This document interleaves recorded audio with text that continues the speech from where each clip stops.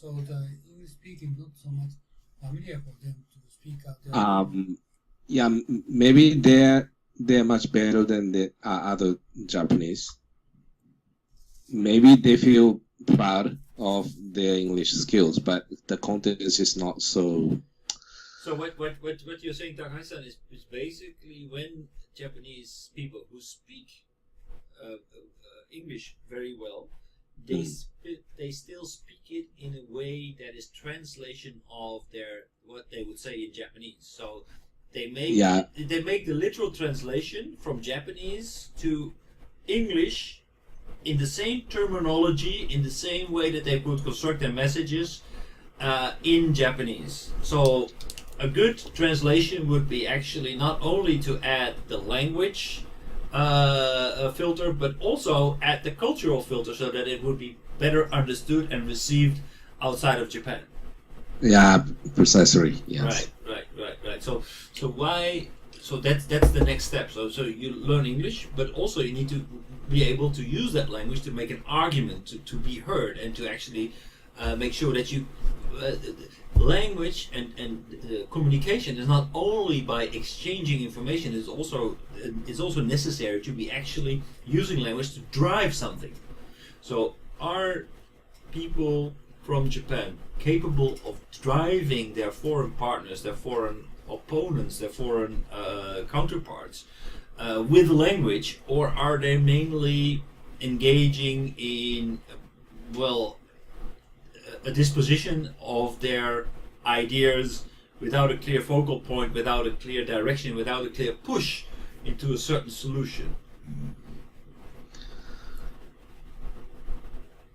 Yeah, so simply when I listen to the discussion, it's not interesting. Right. At the first place. Interesting. There's more information-led explanation, but what we want to hear more is like their positions, as Unno mentioned, their positions, their opinions, their forecasts, and some perspectives. But it's all well organized statistics or just information. Right. So the question that Unno-san always asks, so what? So what? Yeah. So what do you want to say? So okay. No. We were talking about English. We don't speak English. No, it's not only that. We communicate in a certain way that is very much aimed at maintaining harmony. But maintaining harmony is very bad for creating change. Creating change. Basically, globalizing means creating change. So if you want to create change, you need to be able to persuade people to get out of their comfort zone. But if your communication is totally focused on maintaining harmony, you will not be able to create change. You need people who will inspire, who will lead, and who will push other people in a certain direction. So, and that means that people need to be prepared to step out of their comfort zone, take firm position into certain matters, and to actually sell their view to others so that they can actually create change. Maybe Japanese very big gap between Japanese and foreigners, or big distances. So even if they're going to speak out opinion, foreigners, those kind of opinion, they are not feeling suitable or feeling acceptable. Too much distance from their thought or their thinking approach. So it's very difficult to accept Japanese people's opinion. Not Yeah, even the foreigners cannot decide. This is what they can decide. They can judge. I mean, what Japanese is speaking has opinion. They think is not is not well enough for the foreigners to make the judgment. This is the answer is yes or no, or they agree or disagree. Yeah, I think what is very much appreciated in English discussion and negotiation style is to take firm positions, also forcing yourself to be 100% clear and say, okay, we need to do that, and constantly by debating, by giving your opinion, even sharpening the saw and making it more clear that we need to come to a point where finally we're going to make some decisions, right? Otherwise, it's pointless if we just keep on exchanging information and then do not get anywhere. It's very frustrating for a Western person to be in a discussion like that, because it doesn't make any progress. We are not coming to a point where we say yes or no. Basically, it's up in the air, and it will stay there because people are not willing to actually like narrow their thoughts and coming down to a certain point where we're actually going to make some decisions. So in negotiations, in discussions, in trying to build bridges between the two, a Western person will be inclined to go for either black or white, right? And not 500 shades of gray, because like you can debate about the color of gray endlessly, and you can always include other elements back into it. It doesn't go anywhere, and to us,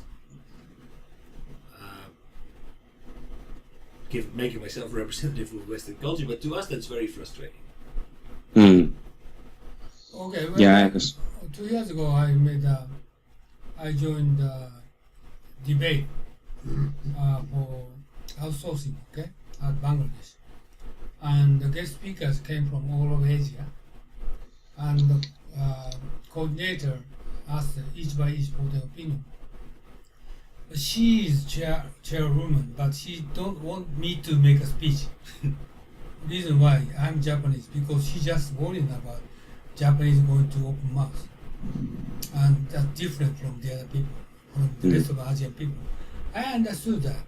So Japanese, many people speak out opinion, but this is sort of different from the other remaining people, and very difficult to coordinate each other. So, right? So, but how are we going to break through that? That's actually, you're right. We've been talking about this for a long time. They're so different. Well, I think really the point is that news source is different. You want to news sources. I think that's true. Obviously, the news sources is different since as we never send the news source like Al Jazeera. The Unno prepared for next week. Which is talking side that is actually based on the discussions and opinion, but we never seen that the news source on TV or newspapers than other news medias. But can we going to recommend them to read Al Jazeera or some other overseas news for them? It's just a little bit difficult. Yeah, it won't be harmful, but yeah, I'm not sure to be the good solutions. I also think that there is the buy-in, right?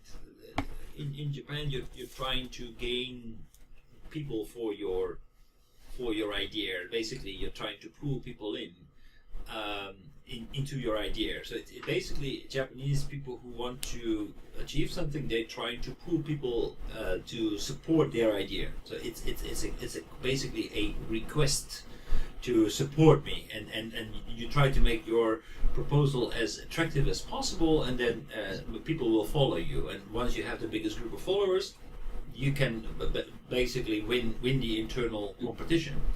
Whereas Western people will not try to please follow me; they push, and they try to persuade you. So they make a kind of a battle, and that's okay. Based on logical reasoning, based on this and this and this and that, isn't it clear that we need to go that direction? And then people can only say yes or no. Right? right? It's a completely different way, different approach in actually going from A to B. Instead of asking it, you are basically trying to let the other people say, yes, you're right. Yes, you're right. Yes, you're right is I was joking with my cousin on the internet the other day. He like, I had to admit that he was right. So yes, you're right. Those are the three words I hate most. But that's the normal way of creating some kind of an understanding and bringing things from A to B. And in Japan it works the other way around, and that's very difficult because you really, if you want to make that switch, you need to understand that and willing to change. The same way that Western people need to understand that they will need to get buy-in from many different people in order to create a majority that will be strong enough to actually move the tide from A to B.